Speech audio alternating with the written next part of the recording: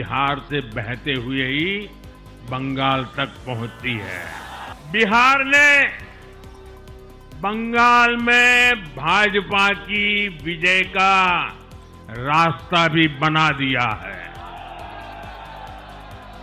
मैं बंगाल के भाइयों बहनों को भी आश्वस्त करता हूं, अब भाजपा आपके साथ मिलकर पश्चिम बंगाल से भी जंगल राज को उखाड़ फेंकेगी।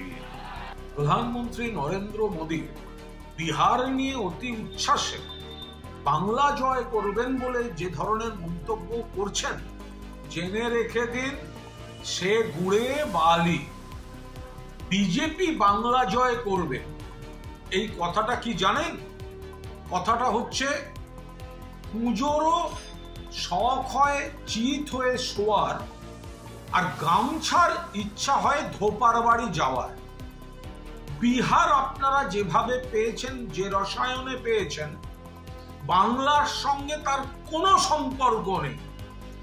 আর যে ধরনের অভিযোগ বিহার নিয়ে আসছে, তৃণমূল কংগ্রেস এখানে তার মোকাবিলার সমস্ত রকম আয়োজন করেছে।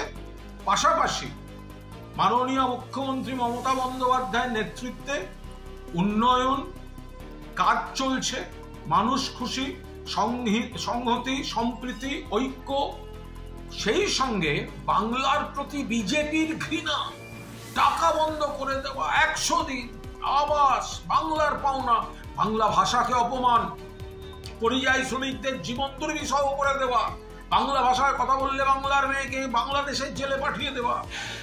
বাংলার মানুষ বিজেপিকে ঘৃণা করে। বাংলায় জঙ্গলরাজ নেই, জঙ্গলরাজ ছিল বাম জমানায়।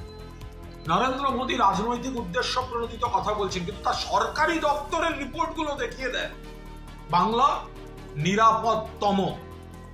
কাশ্মীর থেকে দিল্লি পরের পর ব্লাস্ট দেখিয়ে দেয় বাংলা দেশের মধ্যে নিরাপদতম।